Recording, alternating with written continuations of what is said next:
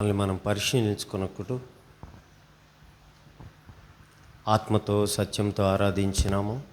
అట్లనే మంచి మనసాక్షి కలిగి ఆ యొక్క ప్రభు శరీరాన్ని తిని ఆయన రక్తంకు సాదృశ్యంగా ఉన్న ఆ యొక్క ద్రాక్ష రసాన్ని త్రాగడం ద్వారా మేలును అనుభవిస్తాం. అంతేకాకుండా మార్పు చెందుతాం.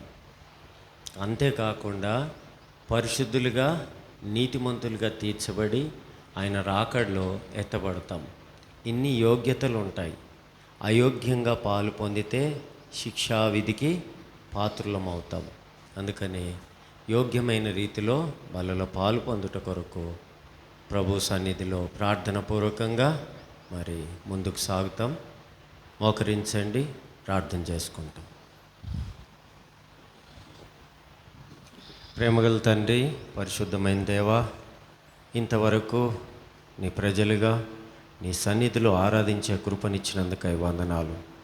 లోకం నుంచి, పాపం అనే దాసత్వం నుంచి విడిపించినారు, పరిశుద్ధపరిచినారు. అంతేకాకుండా సమస్త దుర్నీతి నుంచి విడిపించినారు. శాపము మేము పొందవలసిన శిక్షను మీరు భరించినారు. నీతిమంతులుగా తీర్చినారు. పాపం నుంచి దూరపరిచినారు. పరిశుద్ధులుగా తీర్చినారు. పరిశుద్ధత కలిగి ఉండుట కొరకు, మరి ఫలించుట కొరకు, మరి మరణం నుంచి తప్పించినారు. అందుకై వందనాలు చెల్లిస్తున్నాం. ఈ రీతిగా ప్రభువా, మరి ఒక బలిలో పాలు పొందక మునుపు మమ్మల్ని మేము పరిశీలించుకొని యోగ్యమైన రీతిలో పాలు పొందుటకు నీ కృపను దయచేయమని, నీ ప్రజలకు వినే చెవులు, గ్రహించే మనసును దయచేయమని వేడుకుంటూ నిద్రావస్థ నుంచి తప్పించండి. సమయాన్ని దీవెనకరంగా చేయమని, మాతో మాట్లాడమని, నేనైతే నిష్ప్రయోజకుడైన దాసుడు నేను ఒప్పుకొంచు నీ శిలువ చాటును మరుగుపరచమని, నీ రక్త ప్రోక్షణ కిందికి వస్తూ నీ సహాయాన్ని కోర్చు. ఇదిగో నీ నోట నా మాటలుంచి నన్ను మాటను బట్టి వందనాలు చెల్లిస్తూ యేసు నామంలో ప్రార్థించి వేడుకుంటున్నాం తండ్రి, ఆమేన్.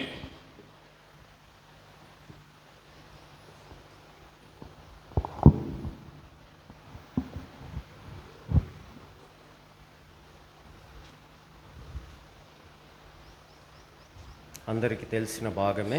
కొరింథీయులకు రాసిన మొదటి పత్రిక 11వ అధ్యాయము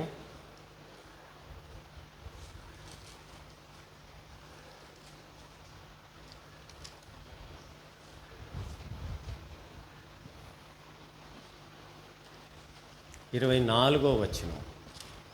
11:24 అందరం కలిసి చదువుతాం. మొదటి కొరింథీయులకు రాసిన పత్రిక 11వ అధ్యాయం 24వ వచనం. దాన్ని విరిచి, ఇది మీ కొరకై నా శరీరం, నన్ను జ్ఞాపకం చేసుకుంటకై దీన్ని చేయడం. విరచి ఇచ్చినాడు. విరచి ఇవ్వడంలో అర్థం ఏంటి? విరచి ఇవ్వడంలో అర్థం ఏంటి అంటే, ఆయన నీ కొరకు నా కొరకు విరవబడినాడు, నల్లగొట్టబడినాడు. అది గుర్తుగా ఇప్పుడు ఆయన ఇస్తున్నాడంటే నిన్ను నన్ను ఏం చేస్తాడు? విరగొడతాడు. విరగొట్టడానికే అందులో పాలు పొందుతున్నాడు. విరగకపోతే, నలగకపోతే నీవు నేను కూడా మార్పులోనికి రాము. చాలామందికి విరగొట్టడం ఇష్టం ఉండదు. రక్షించబడ్డాం, దేవుడు పాపమును క్షమించినాడు, ఇంకా మాకేంటి అనుకుంటారు. రక్షించబడ్డాము, పాపంలో ఒప్పుకున్నాము, క్షమాపణ పొందినాము, సంఘంలో చేర్చబడ్డాము, సంతోషమే. కానీ ఆయన స్వారూప్యంలోనికి మార్చబడాలి. ఆయన స్వారూప్యంలోనికి మనం మార్పు చెందడం కోసం ప్రతిరోజు విరగొడతాడు. ఆ విరిగిన ముక్కలు నీవు నేను తినడం ద్వారా, దేవుని మందిరానికి రావడం ద్వారా ఏమొస్తుంది? మొట్టమొదటిగా కీర్తనల గ్రంథం 36వ అధ్యాయం 8వ వచనం. 36:8 నీ మందిరం యొక్క సమృద్ధి వలన వారు సంతృప్తి నొందుచున్నారు, నీ ఆనంద ప్రవాహంలోంది వారికి త్రాగిస్తున్నావు. మందిరం యొక్క సమృద్ధి అంటే, మందిరం యొక్క సమృద్ధి అంటే చాలామంది ఏమనుకుంటారంటే హెబ్రోన్కి అప్పుడు పోతూ ఉంటే భోజనం పెడతారు, మంచి అన్నము సాంబార్ బాగుంటుంది. ఇక అట్లనే పోయినట్టు ఉంటుంది దేవుని మందిరానికి, తిని కూడా మధ్యాహ్నము రావచ్చు. చాలాసార్లు తెలియక చేసే తప్పులు. దేవుని మందిరానికి వెళ్ళడం ద్వారా అక్కడ దొరికేది ఏంటంటే సమృద్ధి జీవమునిస్తానన్నాడు. ఇక్కడ ఇచ్చేది సమృద్ధి, ఇచ్చేది తినేది కూడా సమృద్ధి. కొంచెం కొంచెం బెటరు, కడుపు నిండా పెట్టి పంపిస్తారు. నేను గొర్రెలకు జీవంని ఇచ్చుటకు వచ్చి తిని అది సమృద్ధిగా, నీకు నాకు జీవాన్ని ఇచ్చినాడు ఆయన, జీవాధిపతి అయిన దేవుడు. అది సమృద్ధిగా ఇవ్వడానికి వచ్చినాడు. బతికున్నామన్న పేరు మాత్రమే ఉంది కానీ సచ్చినోళ్ళలా కొన్నాం. సచ్చినోళ్ళు ఎవరు మరి? సమృద్ధి పొందిన వాళ్ళే కదా, ఏర్పరచబడ్డ వాళ్ళే కదా. ఆ మాట ఎందుకు అన్నాడు అంటే, తప్పు ఒకటి మోపవలసి వచ్చింది. బతుకున్నామనే పేరు ఉన్నది, నీకు నాకు క్రైస్తవుడు అని. అందుకని నన్ను జ్ఞాపకం చేసుకోండి అంటున్నాడు. ఏం జ్ఞాపకం చేసుకోమంటున్నాడు? ఎట్లా విరవబడ్డావు వారం అంతా, ఈ 4 నెలలంతా, ఎట్లా నలగొట్టినారు ఆఫీస్లో, ఈ లోకంలో మనుషుల చేత ఎట్లా తృణీకరించబడ్డావు, ఎట్లా అవమానం పొందినావు, యాద్ చేసుకో జరా. ఆ అవమానంలో దేవుని కొరకు సాక్షిగా నిలబడ్డావా? నిన్ను నన్ను సాక్షులుగా దేవుడు ఏర్పాటు చేసుకున్నాడు. అందుకని మీరు సర్వలోకంలోకి వెళ్ళి సర్వ సృష్టికి సువార్తను ప్రకటించడి, నమ్మిన వారిని అందరినీ నాకు శిష్యులుగా చేయడి అన్నాడు. ఇప్పుడు ఆయన శిష్యులము, ఆయన బిడ్డలమైన మనం అందరం కూడా ఏం చేయబడుతున్నాం? సాక్షులు ఉన్నాం కాబట్టి అవమానాన్ని ఎదుర్కొంటాం. ఈ లోకంలో ఎవరైతే నిందలు అవమానాలు ఎదుర్కోవడానికి ఇష్టపడరో, మాట పడడం ఇష్టం ఉండదో, వాళ్ళకి చెప్పాలి ఎందుకు, అనిపించుకోవాలి ఎందుకు. మొన్న మాకు సువార్త చేయడానికి పర్మిషన్కి పెట్టుకుంటే పోలీసు వాళ్ళు మాకు ఏం చెప్పినారంటే, అయ్యా మీరు సువార్త చేయొచ్చు, కానీ ఎట్లాంటి సువార్త చేయాలంటే మీరు 10 మీటర్లు, నీ సౌండ్ 10 మీటర్లకు ఎక్కువ పోవద్దు. వీధుల్లోకి నువ్వు వెళ్ళినప్పుడు ఎవరి ఇంటి డోర్ కొట్టి పత్రిక ఇవ్వద్దు, వెళ్ళేటోళ్ళకు కూడా ఇవ్వద్దు, డీజే సౌండ్లు పెట్టొద్దు, మర్యాదతో ఉండాల. స్కూళ్ళ కాడ, గుళ్ళ కాడ మీరు వాక్యం చెప్పొద్దు. ఒకవేళ ఎవరన్నా మీతో వాదిస్తే అక్కడి నుంచి వెళ్ళిపోండి, లేకపోతే ఇద్దరి మీద కేసులు పెడతాం. ఇట్లాంటి పర్మిషన్ ఇచ్చినారు మాకు గుడ్ ఫ్రైడే, ఈస్టర్. ఎంతమంది ఒప్పుకుంటారు? సువార్త ఇయ్యొద్దు, దూరం శబ్దం పోవద్దు అంటే దేవుడు నాతో మాట్లాడినాడు. అప్పుడు ఆ కాలంలో 6 లక్షల మందికి మోషే ఎట్లా మాట్లాడి ఉంటాడు? మైకులు లేవు కదా మరి. 6 లక్షల మంది ఎట్లా విన్నారా వాయిస్? మనకి ఈ ముత్యమంత మందిరంలోనే సౌండ్ కావాల్సి వస్తుంది. ఎంత అరిసి చెప్పి ఉంటాడు మరి. కానీ చెప్పాల, ఈ అవకాశాన్ని ఇడిచిపెట్టొద్దు. సువార్త పత్రిక లేకుండా సువార్త చెప్పాలి. ఇది కూడా మాకు ఒక ఛాలెంజ్. చెప్పినాం, సువార్తలు ఇవ్వకుండా చెప్పినాం. సిస్టర్స్ అంటారు, మమ్మల్ని ఎందుకు తీసుకొచ్చినారన్న, సువార్త కోసమే కదా, ఇవ్వండి అంటే ఇస్తే కేసు అయితే అయిందంటే ఈ ఒక్క పూటకు మాట్లాడకు, మళ్ళా అయితే అయిందని ఆమరతంతో మాట్లాడితే ఆగమవుతుంది తర్వాత కథ, తీసుకుపోయి లోపల కూర్చోబెడతారు. అట్లా కాదు. అందుకని ఆయన జ్ఞాపకం చేసుకోవాలి. పురవీధుల్లో వెళ్ళినప్పుడు సువార్తను ప్రకటించాలి. ప్రకటించమనే చెప్పినాడు. మరి ప్రకటించే విషయంలో వెనుకంజ వేస్తాం, చెప్పే విషయంలో వెనుకంజ వేస్తాం. ఎందుకు వెనుకంజ వేస్తారో తెలుసా? దేవుని గురించిన సువార్త చెప్పే విషయంలో వెనుకంజ ఎందుకు వేస్తామంటే, రోజు వాక్యం చదవం, ఆయన సమృద్ధిలోనున్న జీవాన్ని మనం తీసుకోం కాబట్టి ఆయన ప్రభావం మన మీద ఉండదు. చెప్పాలని ఇష్టము రాదు, చెప్పబుద్ధి కాదు. పొద్దున్న లేస్తే వాళ్ళకి టిఫిన్లు కట్టడము, వాళ్ళకి రెడీ చేయడము, పొద్దున్న లేస్తే మన కుటుంబ వ్యవహారంలోనే ఇరుక్కుపోతాం. డ్యూటీ టైం అయిపోయింది, వెళ్ళిపోతాం. మరి ఇంకెట్లా చెప్పగలుగుతామంటే మన జీవితంలో మనం ఏదైతే అనుభవిస్తున్నామో, దేవునితో ఏమైతే సహవాసం కలిగి ఉన్నామో, ఆయన సమృద్ధిని ఏదైతే పొందుకున్నావో ఆ జీవితం జీవిస్తే సరిపోతుంది. ఆ జీవితం నువ్వు బయట జీవించినప్పుడు అప్పుడు అడుగుతారు, షులమైటిని అడిగినట్టు, నీ దేవుని నీ ప్రీని అందున్న విశేషం ఏంటి? 10,000 మందిలో నేను గుర్తించవచ్చు అంటే నీ ఆఫీస్లో నేను గుర్తిస్తారా క్రైస్తవురాలుగా? ఈ సమాజంలో కాలనీలో వీళ్ళు క్రైస్తవులను గుర్తిస్తారా? అట్లా గుర్తించబడ్డప్పుడే కదా నీవు నేను సమృద్ధిలో ఉన్నామని. కంప్లైంట్ ఎవరు ఇవ్వకూడదు మన జీవితంలో. మనుషులు పై రూపాన్ని బట్టి తీర్పు తీరుస్తారు, కానీ దేవుడు హృదయాన్ని చూస్తాడు. నీవు నేను ఎంత మటుకు సాక్షిగా ఉన్నాం, ఆ సమృద్ధిని నువ్వు అనుభవిస్తూ, దేవుడే సమృద్ధి, ఆ సమృద్ధిని తింటూ మరి సమృద్ధికరమైన జీవితంలో ఉన్నామా? ఎంతమంది ఉన్నాం? మాకు ఏ సమస్యలు లేవు, చాలా సమృద్ధిగా ఉన్నాం, సంతోషంగా ఉన్నాం, నెమ్మదిగా ఉన్నామని ఎంతమంది చెప్పగలుగుతారు? ఎవరు చెప్పలేరు. ఎవరిని కదిలిచ్చినా వాళ్ళ మనోవేదనను వ్యక్తం చేస్తారు. దుఃఖము, బాధ ఉంటుంది, కుటుంబంలో బాధ, సమాజంలో బాధ, బంధువుల మధ్యలో బాధ, సంఘంలోకి వస్తే కూడా బాధ, సూటిపోటి మాటలు మాట్లాడతారు. సమృద్ధిలో ఉన్నట్టే నటిస్తాం, కానీ ఆ సమృద్ధిని అనుభవించని జీవితం. ఇలాంటి జీవితం కలగవారిని నిజంగానే దేవుడు సమృద్ధిలోకి నడిపించాలని ఇష్టం కలిగే ఆయన మనకు తోడై ఉంటున్నాడు. నీకు తోడై ఉండి యుగ సమాప్తి వరకు నీకు తోడై ఉండి నడిపించే దేవుడు. అందుకని ఆ మాట చెప్తున్నాడు. ఆ పాట కూడా ఉంది కదా, నీ మందిర సమృద్ధి అందు పాడతారా?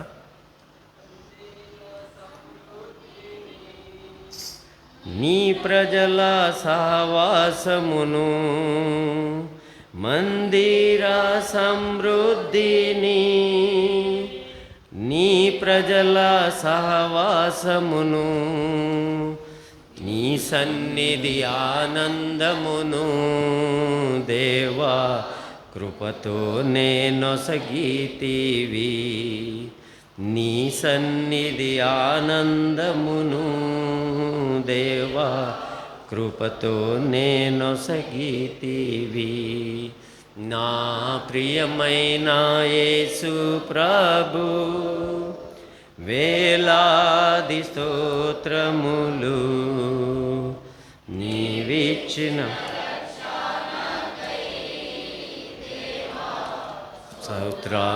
స్తోత్రములు, నీవు చేసిన ఉపకారముకై దేవా స్తోత్రములు.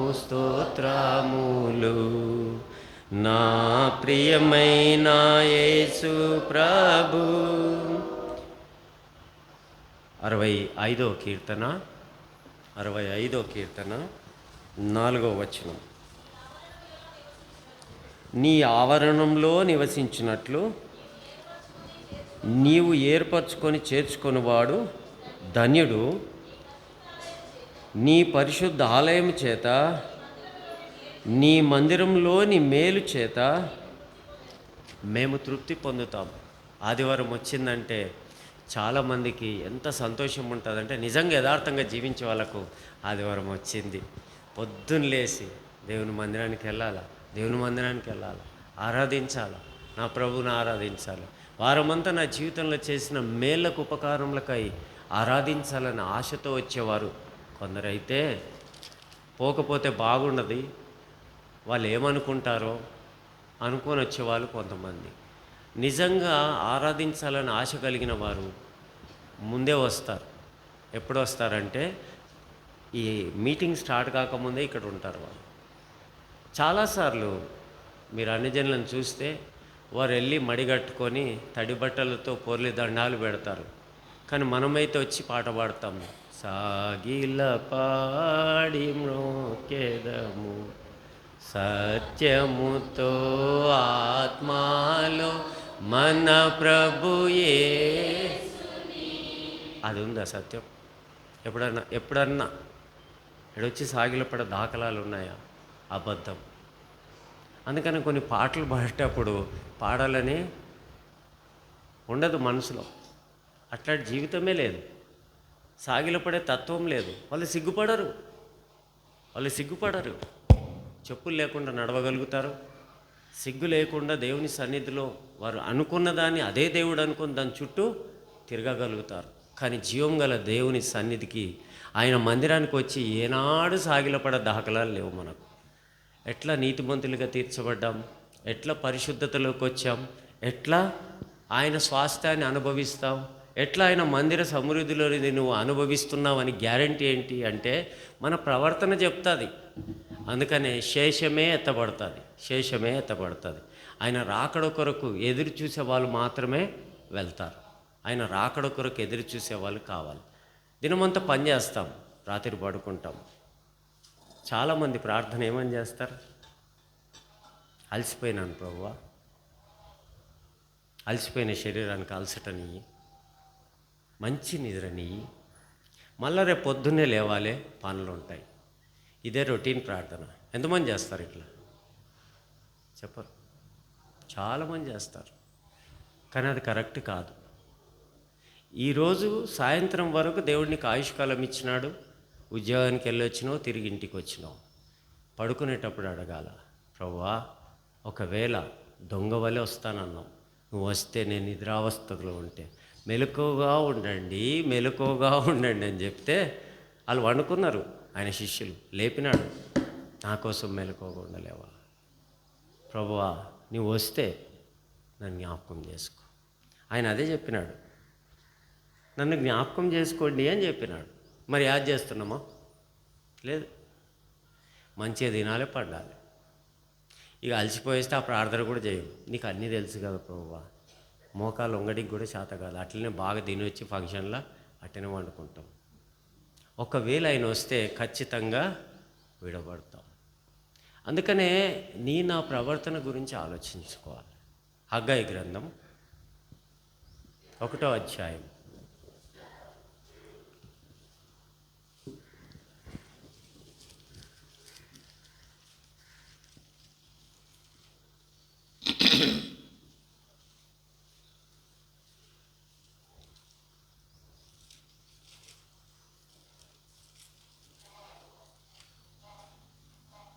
Page number 775. హగ్గయి గ్రంథం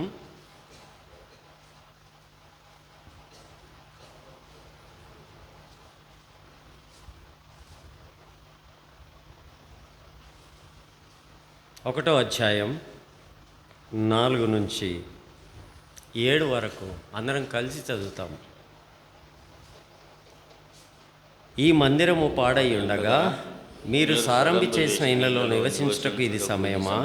కాబట్టి సైన్యములకు అధిపతి అగు యెహోవా సెలవిచ్చినదేమనగా, మీ ప్రవర్తనను గురించి ఆలోచించుకొనుడి. మీరు విస్తారంగా విత్తినను కొంచెమే పండెను. మీరు భోజనం చేయుచున్నను ఆకలి తీరకున్నది, పానము చేయుచున్నను దాహము తీరకున్నది, బట్టలు కప్పుకొంచున్నను చలి ఆగకున్నది. పనివారు కష్టం చేసిన జీతము సంపాదించుకున్నను జీతము చినిగిపోయిన సంచిలో వేసినట్టున్నది. కాగా సైన్యములకు అధిపతి అగు యెహోవా సెలవిచ్చినదేమనగా, మీ ప్రవర్తన గురించి ఆలోచించు. మనం ఏం చేస్తాం? మందిరంకి వచ్చి వాళ్ళు ఎట్లున్నారు చూడు, వీళ్ళు ఎట్లున్నారు చూడు, అలా మాటలు చూడు, అలా ప్రవర్తన చూడు, వాళ్ళ కూసినోడు చూడు, అలా బట్టలు ఎట్లున్నాయి చూడు, అలా బతికెట్లుంది చూడు. ఏం చేస్తాం? చూడు, నీ మనసుతో చెప్తావు, నా ప్రాణమా యెహోవాను సంతించమని. ఇప్పటిదాకా అది అయిపోగానే నెక్స్ట్ వాళ్ళ బతుకులు వీళ్ళ బతుకులు చూస్తూ ఉంటాం. మరి మన బతుకు చూసుకోవాలి. పరీక్షించుకోవడము అంటే అర్థం ఏంటంటే, నా బ్రతుకు నేను ఎట్లుంటున్నా, అందరు ఎట్లుంటున్నారు, నేను దేవుని యొక్క బిడ్డల సమూహంలో సెట్ అవుతానా లేదా, ఈ యొక్క గొర్రెల్లో నేను కూడా గొర్రెలాకున్నానా తోడేలాకున్నానా, ఆ పరిశుద్ధత నాకు కలిగి ఉన్నదా లేదా. అందుకనే పరిశుద్ధత లేకపోతే ఎవరు కూడా ప్రభువుని చూడరు. నా పాపములు క్షమించినావు, కడిగినావు అని చెప్పడానికే పనికి వస్తుంది. కానీ ఒకవేళ ఆయన రాకడలో ఆ పరిశుద్ధత లేకపోతే ఎత్తబడే గుంపులో ఉండవు, విడిచిపెట్టబడతావు. విడిచిపెట్టబడితే నీ గతేమవుతుందంటే శ్రమల పాలవుతావు. ఖచ్చితంగా ఈ లోకంలో కలిసిపోతావు. ఒక మాటకే పడనలో ఆ శ్రమలు వచ్చినప్పుడు, ఆ 7 ఏళ్ల శ్రమల కాలంలో ఎత్తబడే గుంపులో నువ్వు లేకపోతే నష్టపోతావు. ఆత్మీయంగా నష్టపోతావు, శారీరకంగా కూడా నష్టపోతావు. అందుకనే మీ ప్రవర్తన గురించి ఆలోచించండి. ఇండ్లు కట్టుకుందాం, పెళ్ళిళ్ళు చేసుకుందాం అని చెప్పి ఆలోచన కలిగి ఉంటే దేవుని మందిరం గురించి, దేవుని మందిరానికి వస్తారు, దేవుని మందిరంలో వాక్యం వింటారు, సమృద్ధిని అనుభవిస్తారు. కానీ దేవుని మందిరం పడిపోయి ఉంటే, పాడై ఉంటే, కట్టబడకుంటే దాని విషయంలో చింత లేదు. ఎవరో చెప్తారు, మీకు తెలుసా ఆ పైసలన్నీ తీసుకుపోయి వాళ్ళు అక్కడ పెడతారు, ఇక్కడ పెడతారు. కొన్ని విషయాలు జరిగింది వాస్తవమే, కానీ ఇప్పుడైతే అది లేదు, ఆ పరిస్థితి లేదు, పోయింది. దేవుడు అందరి మనోనేత్రాలు వెలిగించినాడు, గుడ్డివారి కళ్ళులు తెరిచినాడు. ఇప్పుడు అట్లా లేదు. అందుకనే మీ పిల్లల కోసం, మన పిల్లల కోసం, దేవుని యొక్క పరిచర్య కోసం ఇక్కడి నుంచి సమృద్ధిలో నుంచి, అక్కడి నుంచి జీవము ప్రవహిస్తుంది. ఆయన యొక్క బలిపీఠం దగ్గర నుండి ఆ నీరు ఉబికి ఉత్తరాన ప్రవహిస్తూ వచ్చింది. ఇక్కడి నుంచి వాక్యం బయటికి వెళ్ళాలి, సువార్త బయటికి వెళ్ళాలి, జీవజలము బయటికి వెళ్ళాలంటే నీవు నేను పగలగొట్టబడాలి. అది పగలగొట్టబడితేనే ప్రవహిస్తుంది, దాచుకుంటే ఏమీ ప్రయోజనం లేదు. అందుకని ఈ లోకంలో ఏమి సంపాదించినా విడిచిపెట్టబడతారు. అందుకనే పరలోకమందు మీ ధనము సమకూర్చుకొనుడి. ఇక్కడ దొంగలు ఎత్తుకపోతారు, చిమ్మట కొడతాది, పాడైపోతుంది, చీకిపోతాయి, దాచుకోకండి. ఆ ఉన్నదంతా కూడా దేవుని కొరకు వాడబడితే అక్కడ నీకు మహిమ, దేవుని సన్నిధిలో ఘనత. అందుకని దేవుని మందిరాన్ని పాడైపోయి ఉండగా సారంభి చేసిన ఇళ్లలో నివసిస్తూ మళ్ళీ ఆదివారం వచ్చి దేవుని యొక్క మందిరంలో సంతోషించాలని అనుకుంటాం.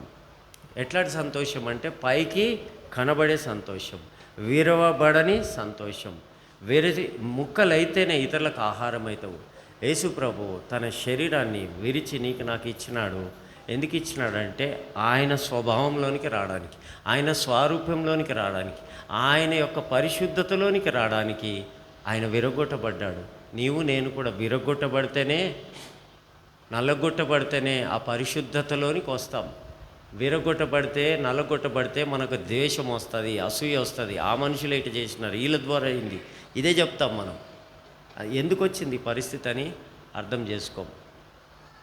ఒక ఆయనకు కష్టం వచ్చింది, నాకు తెలిసిన ఆయనకే. పోయిన సంవత్సరం పెళ్లి చేసినాడు బిడ్డకు. సంవత్సరం లోపలే గర్భవతి అయింది. గర్భవతిగా ఉన్నప్పుడే ఆ బిడ్డకు హార్ట్ అటాక్ వచ్చింది. హార్ట్ అటాక్ ట్రీట్మెంట్ చేయాలనుకుంటే బిడ్డ గర్భంలో ఉంది. ఇద్దట్లు ఎవరో కోరుకోండి అని చెప్పినారు. తల్లి కావాలా, బిడ్డ కావాలా? బిడ్డ కావాలంటే తల్లి పోతుంది, అంటే తల్లే కావాలని చెప్పినారు తల్లిదండ్రులు, భార్య. సరే, బిడ్డను తీసేసినారు, చనిపోయినారు, సమాధి చేసినారు. ఆ బిడ్డకు హార్ట్ అటాక్ ఉంది. ఆమె కోలుకునే లోపలనే ఇంట్లో ఎంగేజ్మెంట్ అయిపోయింది. ఎంగేజ్మెంట్ అయిన కుమారుడికి ఫస్ట్ చూసినప్పుడు మంచిగుంది, తర్వాత నచ్చలేదు ఆడికి. ఎంగేజ్మెంట్ అయితే తూకుట్రా, నష్టపరిహారం కట్టమంటారు. 2.5 లక్షలు కట్టినాడు ఒక విశ్వాసి, మన విశ్వాస సంగతి చెప్తున్నాడు. 2.5 లక్షలు కట్టినాడు నష్టపరిహారం. అది అయిపోయి కోలుకున్న లోపలనే ఈ హాస్పిటల్కు, ఆ బిడ్డ పెళ్ళికి, ఈ కొడుకుకు చేసిన అప్పు అందరు ఇచ్చింది. ఇప్పుడు అడుగుతున్నారు. వాళ్ళకి ఇవ్వాలంటే పొలం ఉన్నది అమ్మేసి కడదాం అనుకున్నాడు, కానీ కట్టడానికి ఎవరు కొంటలేరు. ఇప్పుడు స్థలాలు కొంటలేరు. ఆయన పరిస్థితి ఎట్లా అయిపోయింది. ఈ లోపల ఒక కొత్తిల్లు కట్టుకున్నాడు. హైదరాబాద్లో వచ్చి దానికి గులగొట్టేసినారు. ఇప్పుడు ఆ మనిషి ఏం చేయాలా? ఎన్ని రకాల కొట్టబడ్డాడు, చాలా నలిగిపోయినాడు. ఆయన ఏమన్నాడు తెలుసా? అన్నా, దేవునికి వందనాలు చెప్పు, నా కొరకు. ఏమైంది అన్న? గులగొట్టినారన్న ఇల్లు అన్నాడు. నిజంగానే వందనాలు చెప్పినాను. పోయి చూసినాం, చాలా బాధ. ఇట్లాంటి బాధ ఎవరికన్నా వచ్చిందనుకో, ఇప్పుడు వాళ్ళు పోయినారు పాల్గంకు, వాళ్ళు చనిపోయినారు, వాళ్ళకి ఎంత బాధ ఉంటుంది. ఆ బాధలో నుంచి వాళ్ళకి విడుదల ఎట్లా వస్తుంది? నలగొట్టబడితే ఆ నలగొట్టిన దాంట్లోకి వెళ్ళే దేవునికి కావాలా. నీ విశ్వాసం అక్కడ కనబడుతుంది. నా జీవితంలో ఇట్లా కొట్టబడితే ఎంతమంది నిలబడతావు? అందుకనే దేవుని మందిర సమృద్ధిలో నువ్వు తిని తాగితే ఖచ్చితంగా కొట్టబడతావు, ఖచ్చితంగా నిందలు అవమానాలు వస్తాయి. నా జీవితంలో దానికి నిలబడాలి. నిలబడ్డప్పుడే ఆయన యందు విశ్వాసంలో నువ్వు అభివృద్ధి చెందుతావు. ఆ విశ్వాసం నిన్ను బలపరుస్తుంది. ఆ విశ్వాసం ద్వారానే దేవుని రాజ్యానికి వెళ్తావు. అందుకని ఆయన శరీరాన్ని తిని తాగేటప్పుడు జ్ఞాపకం చేసుకోమంటున్నాడు. మీ యొక్క స్థితిని జ్ఞాపకం చేసుకోండి, మీ ప్రవర్తనను జ్ఞాపకం చేసుకోండి అంటున్నాడు. మన ప్రవర్తన ఎట్లుంది? దేవునికి ఇష్టంగా ఉందా? లేకపోతే ఆయన మందిర సమృద్ధిలోనికి వచ్చిన నీవు నేను కూడా తిని తాగి లేచి వెళ్ళిపోతుంటున్నావా? యూద ఇస్కరియోతు కూడా అలానే ఆ రొట్టెను తిన్నాడు, తాగి వెళ్ళిపోయినాడు. దయ్యం పట్టింది. యూద ఇస్కరియోతుకు సైతాను దయ్యం పట్టింది. లాస్ట్ కురిపెట్టుకొని చచ్చిపోయినాడు. తిన్నాడు కదా ఆయన కూడా శిష్యుడే కదా, ఏర్పరచబడిన వాడే కదా. అందుకని ఊరికనే తిని పోయినాం అనుకో, ఇక దయ్యం పట్టిందా నీకు ఇంట్లో, అదే అంటారు, ఏం దయ్యం పట్టిందా, పిచ్చి పిచ్చి చేస్తున్నావు అంటారు. మరి మందిరానికి వచ్చినాము, ఇంటికి పోయేటోళ్ళకి దయ్యాలు ఎట్లా పడతాయంటే, వివేచింపక తిని తాగితే పరిశుద్ధ ఆత్మకు బదులు దురాత్మ వచ్చి మీద కూర్చుంటారు. అభిషేకించబడ్డ సౌలు ఎట్లయితే దురాత్మ వచ్చి దూరిందో, విశ్వాసి లోపల కూడా దురాత్మలు వచ్చి దూరుతాయి. అట్లా దూరొద్దు అంటే నా ప్రవర్తన గురించి నేను ఆలోచించుకోవాలి, ఇతరుల గురించి కాదు. నేను ఎట్లుంటున్నా, నా జీవితం ఎట్లుంటుంది, నేను ఆయనకు సాక్ష్యార్థంగా నిలబడ్డానా, ఆయన సాక్షిగా ఉన్నానా, యాద్ చేసుకో జరా నా జీవితంలో నేను ఎట్లుంటున్నాను అనేది. 122వ కీర్తన 1వ వచనం, 122:1. యెహోవా మందిరమునకు వెళుదామని జనులు నాతో అనినప్పుడు నేను సంతోషిస్తుని. చాలామందికి సంతోషం ఉండదు. ఇవాళ ఆదివారం మందిరానికి పోవాలి, జల్దీ లేవురా, తయారుగా. అరే ఆదివారం కూడా పండుకొని ఏమైంది మమ్మీ, ఆదివారం ఎక్కడికి పోవాలి, మందిరానికి వెళ్ళాలి. ఇవాళ ఆదివారం అయ్యా లేవంటే ఇవాళ సెలవు కదా, మరి డ్యూటీ ఉన్న రోజు స్నానం కూడా చేయవు, ముఖం కూడా కడగరు, లేచి ఉరుకుతూనే ఉంటారు, బస్సు పోతుంది. అంత ఆత్రం ఉన్నోళ్ళు ఆదివారం వస్తే ఎంత నిర్లక్ష్యం వస్తుందంటే, వీళ్ళు వచ్చి ప్రభు బల్లలో పాలు పొందితే ఆశీర్వాదకరంగా ఉంటుందా, ఆ సమృద్ధిని వాళ్ళు పొందగలుగుతారా, మనల్ని మనం పరిశీలించుకోవాలి, పరీక్షించుకోవాలి. దేవుని యొక్క మందిరంలోకి వచ్చినప్పుడు ఆయన పరిశుద్ధత నీ మీదికి నా మీదికి, ఆయన సంచకరువుగా ఇక్కడ ఉంటాడు, ఆయన అభిషేకం ఉంటుంది, ఆయన సన్నిధిని అనుభవిస్తాము.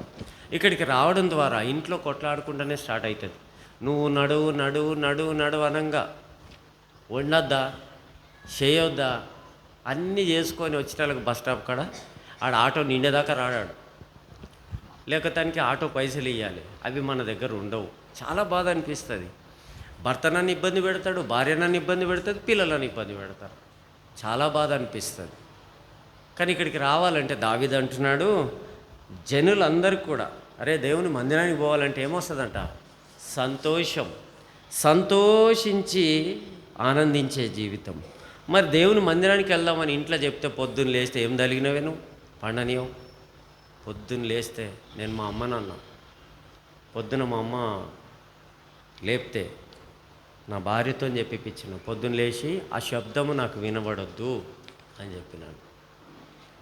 తల్లిదండ్రుల శబ్దం వినకపోతే ఎవరిది వింటావు, మరి ఇష్టం ఉండదు కదా, తిడతారు కదా, మరి ఎవరిది వింటావు, వినడమే ఇష్టం ఉండదు. నాకు కూడా మా ఆయన తిడుతుండే, పొద్దున్న లేస్తే అరే దరిద్రపోడు లేవుండని, ఈ అమ్మ పొద్దున్న లేస్తే ఇదే సోదైపోయింది అనుకుంటుంటే. కానీ వాళ్ళు తిట్టి ఎందుకు తిడతారంటే తొందరగా లేస్తామని తిడతారు. ఇప్పుడు అదే అనుభవంలోకి మనం వచ్చినాం. అందుకని పాపము ఎవరైతే విత్తుతారో ఆ పాపం అనే పంట వాళ్ళు కోసుకున్నప్పుడు తెలుస్తుంది. నేను పాపంలో ఉన్నప్పుడు పాపం చేసినాం, క్షమాపణ పొందినాం, బాగుంది. కానీ విత్తిన పంట చేతికి వస్తుంది. పెళ్ళి అయినాక మన పిల్లలు పుడతారు కదా, వాళ్ళు చెప్తారు మనకు, మనం ఏం చెప్పినామో అదంతా గుర్తు చేస్తూ ఉంటారు. అందుకని పాపము యొక్క ఫలితము ప్రతి ఒక్కరు కూడా అనుభవించాలి. ఒక శబ్దం వినాలంటే కూడా ఇష్టం ఉండదు. నా గురించే చెప్తారు, నన్నే అంటారు, పిల్లలు బాధపడతారు, భర్త బాధపడతాడు, లేకపోతే భార్య బాధపడతారు. ఏదో ఒక వంక చెప్పి ఆదివారం వస్తే ఎగ్గొట్టాలని చూస్తారు. దేవుని మందిరానికి వెళ్తే సంతోషం వస్తుంది. మొట్టమొదట దేవుని మందిరంలో సమృద్ధి ఉంటుంది, తృప్తి ఉంటుంది, నెమ్మది ఉంటుంది. దేవుని మందిరానికి వస్తే ఆదివారం చాలామంది దాని విలువ తెలవకుండా ఉంటారు, అందుకని లేట్ వస్తారు. వాళ్ళు కొంతమంది తిప్పలు పెట్టంగా కూడా బలవంతాన్ని ఎట్లన్నా సరే దేవుని మందిరానికి పోవాలని వస్తారు. ఖచ్చితంగా దేవుడు వాళ్ళని ఆదరిస్తాడు. ఒక్క మాట వాళ్ళ కోసం, వాళ్ళు ఎంత దుఃఖంతో బాధతో వచ్చినప్పుడు ఆ ఒక్క మాట చేత వారు ఆదరణ పొంది వెళ్తారు. దుఃఖంతో వచ్చిన వాళ్ళు దేవుని మందిరానికి వస్తే ఆదరణ వస్తుంది. చదవండి 1 సమూయేలు గ్రంథం 1వ అధ్యాయం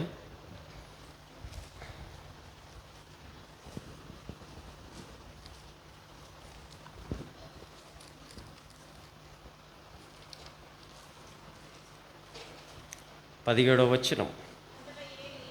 అంతటా ఏలి, నీవు క్షేమంగా వెళ్ళుము, ఇశ్రాయేల్ దేవునితో నువ్వు చేసిన మనవిని ఆయన దయచేయునుగాక అని ఆమెతో చెప్పగా అక్కడి నుంచి సమాధానంతో పోయింది. దేవుని మందిరానికి వచ్చింది, చాలా దుఃఖంతో వచ్చింది. తన ఏమంటారు ఆమెను, ఇద్దరు భార్యలు కదా, ఏమంటారు,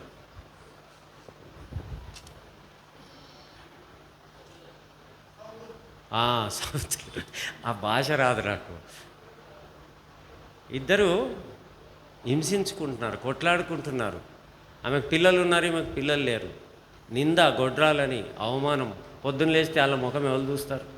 అట్లాంటి ఆమె దుఃఖంతో దేవుని మందిరానికి వచ్చింది. దేవుని మందిరానికి మనం బలి అర్పించడానికి వెళ్దామన్నప్పుడు కుటుంబం అంతా కూడా బండ్లు కట్టుకొని వచ్చినారు. మా చిన్నతనంలో మేము సిఎస్ఐ చర్చికి ఇవన్నీ లేనప్పుడు బండ్లు కట్టుకొని వస్తుంటాం. బండ్ల మీద వచ్చి ఆడ వండుకొని ఈయనే పాదిరిగడ్డకు వండుకొని తిని పోతుంటాం. ఈయనే జాతర అవుతుండే.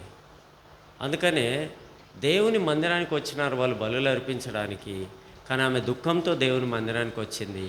కానీ ఆమె చేసిన ప్రార్థన దేవుడు విని ఆ యొక్క సేవకు నోట నుంచి ఇశ్రాయేల్ దేవునితో నువ్వు చేసిన మనం ఆయన విన్నాడు. కాబట్టి ఎట్లా వెళ్తావు? ఇక్కడి నుంచి వచ్చి దుఃఖంతో వచ్చి దేవుని మందిరానికి వచ్చి వెళ్ళేటప్పుడు సమాధానంతో వెళ్తావు. దేవుని మందిరానికి రావడం ద్వారా నీ ప్రార్థన దేవుడు విని ఆ వాక్యం ద్వారా దేవుడు నీతో మాట్లాడినప్పుడు ఇక్కడి నుంచి సమాధానం. ఎంత బాధ ఉండనో వచ్చేటప్పుడు, పోయేటప్పుడు ఇంత అన్నం పెట్టి వాక్యం చెప్పి ఇంత అన్నం పెట్టి ప్రార్థన చేసి సేవకుడు పంపితే, అన్న చాలా వందనాలు అన్న, చాలా బాధతో ఉంటి, చాలా నెమ్మది లేకుంటి, కానీ దేవుడు నాతో మాట్లాడినాడు. అందుకని ఇక్కడ సమృద్ధి ఉంటుంది. వింతైన జీవా పోయుటందు గలదు, వింతైన జీవా పూటందు గలదు, ఎంతైనాను పూజారుడావువే, ఎంతైనాను పూజారుడా నీవే, మా ప్రభు యేసు నీవే మా సర్వము.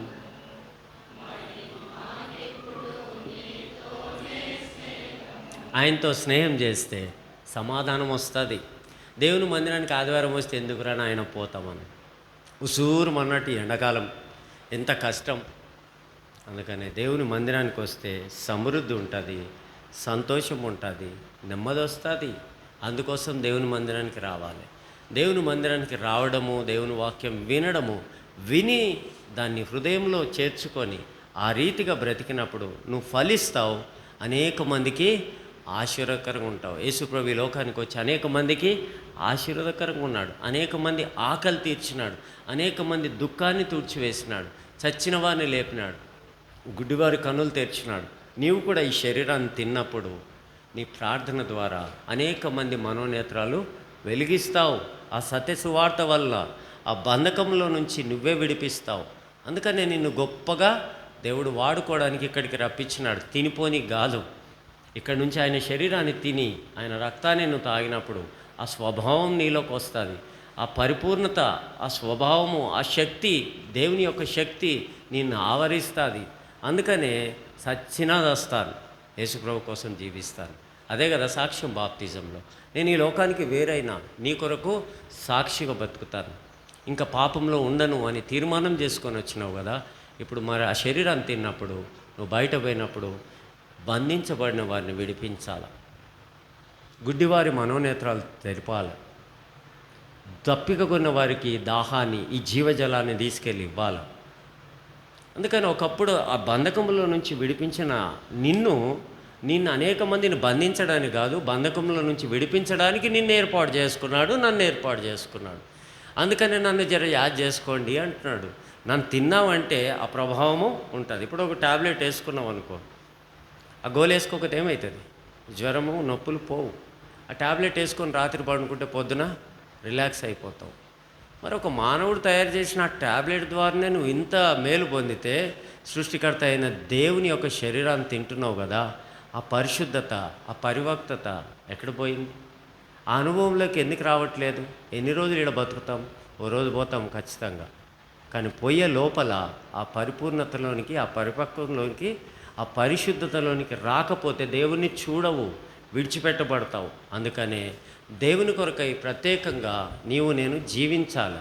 ఆ శరీరాన్ని తిన్నప్పుడు జ్ఞాప చేసుకొని బయటికి పోయినాక యేసుప్రభు నా కొరకై చనిపోయి సమాధి చేయబడి తిరిగి లేచినాడని సత్య సువార్తను నీ బంధువుల మధ్యలో, నీ స్నేహితుల మధ్యలో, ఉద్యోగం చేసే స్థలంలో చెప్పు. అట్లా జీవించు. అదే సాక్ష్యం. మీరే నాకు సాక్షులు అన్నాడు. ఆ సాక్ష్యం కలిగి బ్రతకాలి. దానికోసం నిన్ను నన్ను దేవుడు ప్రత్యేకపరుచుకున్నాడు. 93వ కీర్తన 5వ వచనం. 93:5. మా యెహోవా ఎన్నటెన్నటికి ఏం కావాలంట? పరిశుద్ధతనే. ఎన్నటికైనా పరిశుద్ధతనే. పరిశుద్ధత లేకపోతే ఎవరు కూడా దేవుణ్ణి చూడరు. అందుకని ఎన్నటెన్నటికి కూడా పరిశుద్ధత మహాత్యం కలిగిన దేవుడు. అందుకనే ఆ పరిశుద్ధత నా జీవితంలోనికి రావాలి. వచ్చినప్పుడే దేవునికి మహిమకరంగా నీవు నేను బ్రతకగలుగుతాం. అందుకనే నీ శాసనములు ఎన్నడూ కూడా తప్పిపోవు. యెహోవా ఎన్నటెన్నటికి పరిశుద్ధతయే నీ మందిరమునకు అనుకూలం. నీ హృదయము పరిశుద్ధమైన ఆలయము. ఈ మందిరం ఎంత పరిశుద్ధమో నీ హృదయం అనే ఆలయం కూడా అంతే పరిశుద్ధము. ఆ పరిశుద్ధమైన ఆలయాన్ని నువ్వే పాడు చేసుకుంటే దేవుడు నీలో ఒక కార్యం చేస్తాడు. 1 కొరింథీయులు 3వ అధ్యాయం.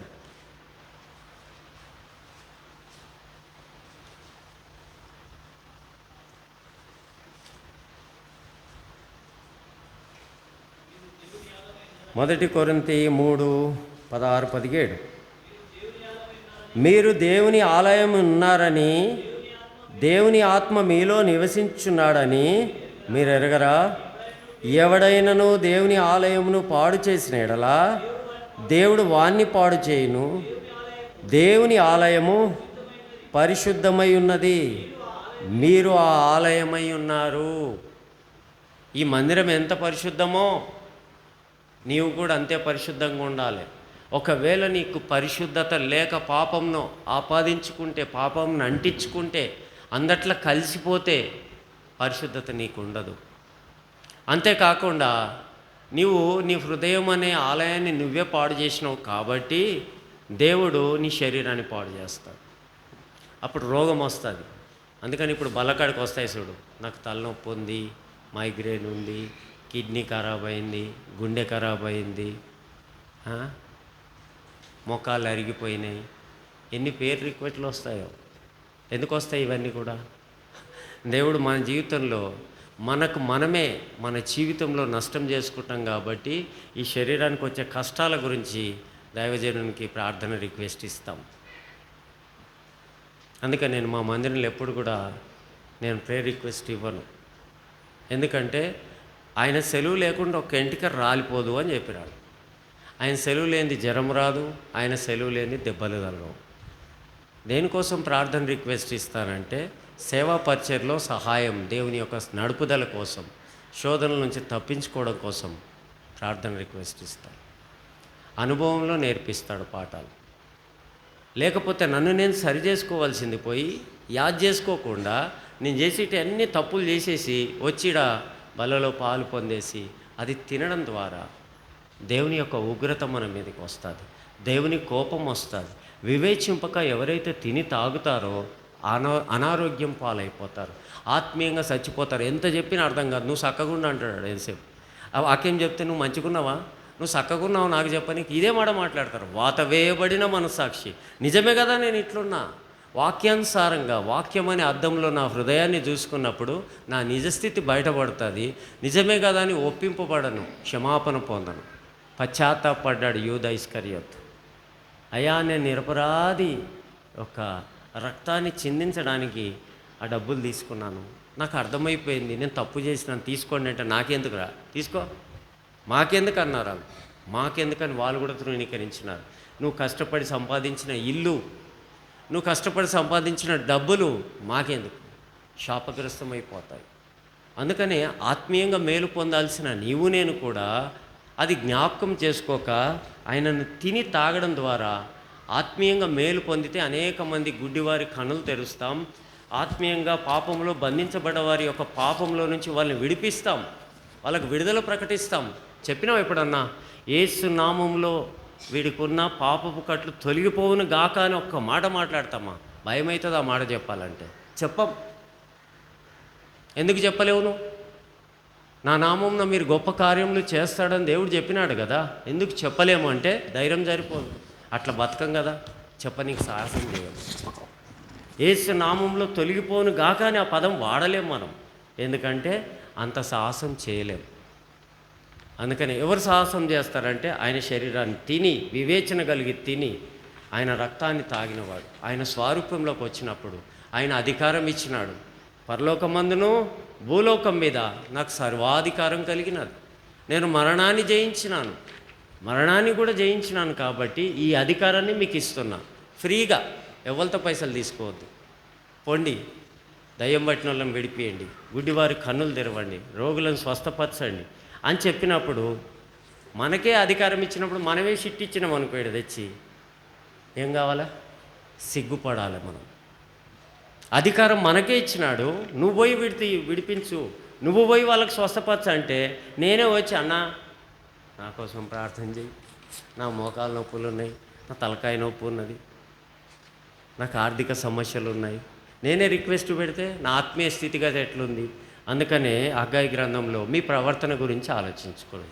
ఎంత కష్టపడుతున్నావు, ఎంత రాత్రింబగలు నిద్రాహారాలు మాని ఎంత ప్రయాసపడుతున్నావు, అయినా చినిగిపోయిన సంచి లేచినట్టే ఉందంట బతుకంతా కూడా. నిజమేనా?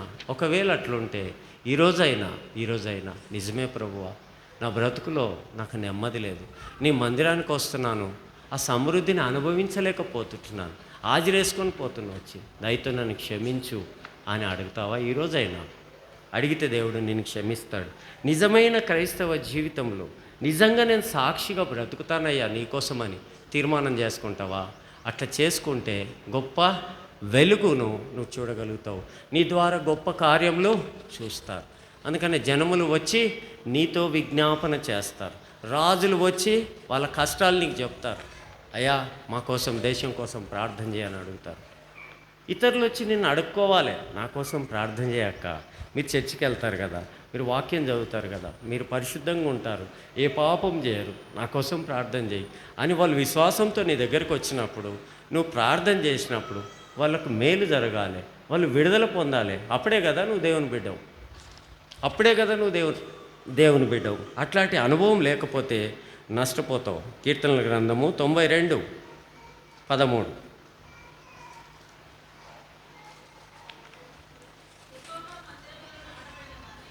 యెహోవా మందిరములో నాటబడిన వారై వారు దేవుని ఆవరణంలో ఏమవుతారంట? వర్ధిల్లుతారు. మరి దేవుని మందిరానికి వస్తున్నావు కదా, ఆయన శరీరాన్ని తిని తాగుతున్నావు కదా, ఎరువు నీకు పడుతుంది కదా, అభివృద్ధి చెందుతున్నావు, ఆత్మీయంగా శరీరంగా అభివృద్ధి చెందుతున్నావా? ఇండ్లు కట్టుకుంటా, భూములు కొనుక్కుంటా, కార్లు కొనుక్కొని అభివృద్ధి చెంది నేను నా పతారు చూడు, నన్ను చూడు అంటున్నావా? ఏ విషయంలో అభివృద్ధి చెందమంటున్నాడు? దేవుని మందిరంలో ఒలివ చెట్టు ఫలించడానికి గుర్తు. ఏం చెట్టు అది?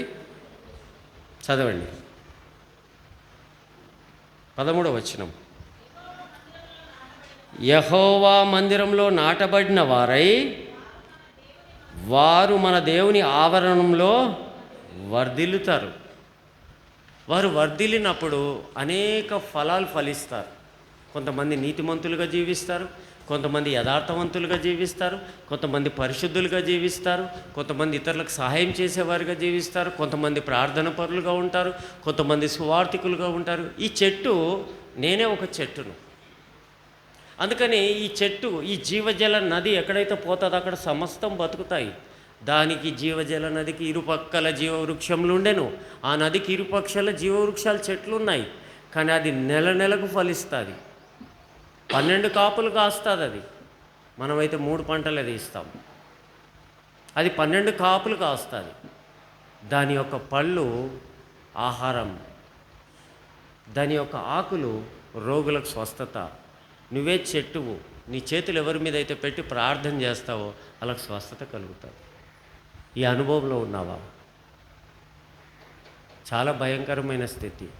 ఆ జీవ నది పక్కన, అందుకనే కీర్తన గ్రంథంలో ఆ మాట రాసింది. ఈ యొక్క నది పక్కన ఎవరైతే నాటబడతారో ఆకు వాడక తమ కాలమందు ఫలమిచ్చు చెట్టు వలె ఉంటారు. దేవుని మందిరంలో నువ్వు నాటబడితే నీ ఆకులు వాడిపోకుండా సాక్ష్యం కలిగి ఇతరులకు ఫలాలు ఇచ్చే జీవితం కలిగి ఉండాలి, ఇతరులకు ఇచ్చేవారిగా ఉండాలి. అట్లా దేవుని మందిరంలో నువ్వు వర్ధిల్లాలి, నాటబడాలి, అనేక మంది నీ వల్ల మేలు పొందాలి. చేస్తావరికన్నా సాయం? భలే చెప్పినావు. నేను సంపాదించింది నాకే సరిపోదు. చినిపోయిన సంచి లేచినాడు. చిట్టోనికి చిట్టి కట్టాలి, కారోనికి ఈఎంఐ కట్టాలి, బ్యాంకోనికి ఇల్లు లోన్ కట్టాలి. లాస్ట్కి వచ్చి అన్ని లోన్లు తీసుకున్నాక దశంభాగం కూడా ఉండదు వాళ్ళకి, దరిద్రం. దశంభాగం దొంగతనం చేస్తారు. లాస్ట్కి వచ్చి ఆ ఉన్న దాంట్లో తెచ్చిస్తారు. ₹1,00,000 జీతం ఉంటే షేక్ ఎంత వస్తాయి? ఆయనతో పోని 10,000 వస్తాయి. ఆ 10,000లో 1,000 ఇస్తారనమాట. ఆ ఇంక్రిమెంట్ వచ్చినాయి అవన్నీ కూడా పోతాయి, అవన్నీ పోతాయి. ఇయర్ వర్ధిల్లే జీవితం ఉండదు. అందుకని ఎప్పుడు నువ్వు 2,00,000 జీతం ఉన్నోడిని అడిగి చూడు, అన్నా నాకేమింది మొత్తం స్టోరీ చెప్తారు వాళ్ళు. సంఘములో నీవు దేవుని బిడ్డవైతే, నాటబడిన వాడవైతే, అభివృద్ధి చెందితే ఆత్మ ఫలాలు ఫలిస్తావు. ఆ ఫలాలు ఇతరులకు, సంఘంలో ఉన్న వాళ్ళందరికీ కూడా పంచిపెడతారు. అందుకని ఆ యొక్క యేసుప్రభు కొండ మీద ప్రసంగం చేసేటప్పుడు ఒక చిన్న బాబు ఆ యొక్క రొట్టెలు చేపలు తీసుకొని వచ్చినాడు. వాళ్ళు అమ్మించి పంపింది. దేవుని సన్నిధిలోకి తెచ్చిన రొట్టెలు 5,000 మంది తిని తృప్తి పొందినారు. నీవు కూడా తీసుకొచ్చే కానుకల ద్వారా, నీ జీవితం ద్వారా సంఘములో అనేక మంది మేలు పొందుతారు, తృప్తి పొందుతారు. ఈ అనుభవం లేకుండా ఆయనని యాద్ చేసుకోకుండా వచ్చినామా, చేయెత్తినామా, తిన్నామా, పోయినామా, పోతావు. రోగం వస్తుంది, అనారోగ్యం పాలవుతావు. నేను భయపెట్టడానికి చెప్పట్లేదు, వాక్యం చెప్తున్నా. నా పరిచర్య ఇదే.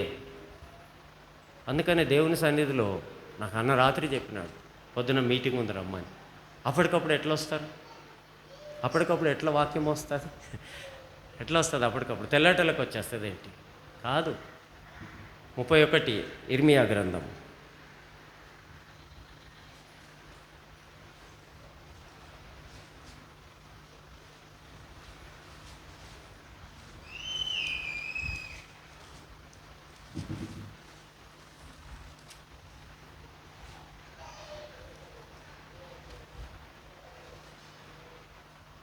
మూడవ వచనం.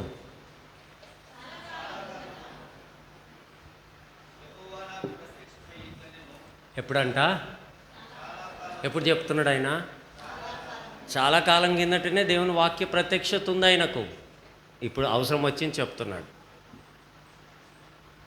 నాకు రాత్రి చెప్తే అనేక సార్లు దేవుని వాక్యాన్ని ఎవరైతే చదువుకొని ఉంటారో, సిద్ధపడి ఉంటారో, నోట్స్ రాసుకొని పెట్టుకుంటారో, తిరిగి దేవుని సన్నిధిలోకి పోయినప్పుడు దేవుడు ఇస్తాడు వాక్యం.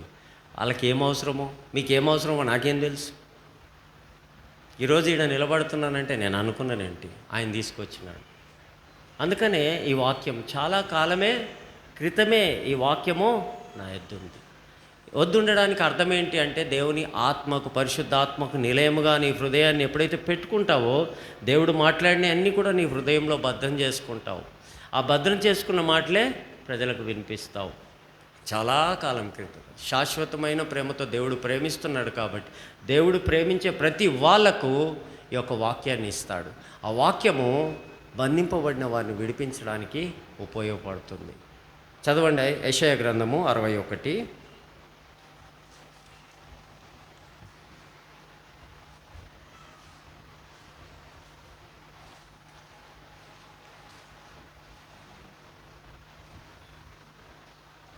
ఒకటి నుంచి 3. ప్రభువగు యెహోవా ఆత్మ నా మీదికి వచ్చి ఉన్నది. ఎవరికి ప్రకటించాలా? దీనులకు సువార్త ప్రకటించాలి. దిక్కుదాదు లేని వాళ్ళకు ఎన్ని మొక్కులు మొక్కినా, ఎక్కడ తిరిగినా వాళ్ళకు మేలు పొందక దరిద్రత స్థితిలో ఉంటారు. వాళ్ళు రాలేరు, ఆ మతాన్ని విడిచి రాలేరు. కానీ నువ్వు మతంలో లేవు కదా, మార్గంలో ఎవరైతే వస్తారో వాళ్ళను కూడా మార్గంలోకి తీసుకొస్తారు, మార్గంలోనే నడపగలుగుతారు. అందుకని యేసుప్రభు చెప్పింది మతం కాదు, నేనే మార్గమును, సత్యమును, జీవమునై ఉన్నాను, నా ద్వారా తప్ప ఎవడు తండ్రి యొద్దకు రాడు. నువ్వు సత్యమును అనుసరించి ఆ మార్గంలో, యేసు మార్గంలో నడిస్తే వీళ్ళందరినీ కూడా విడిపించుకొస్తావు.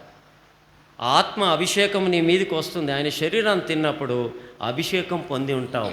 అందుకని హస్త నిక్షేపణ ద్వారా ప్రతి ఒక్కరికి కూడా ఆత్మవరాలు దేవుడు ఇచ్చినాడు.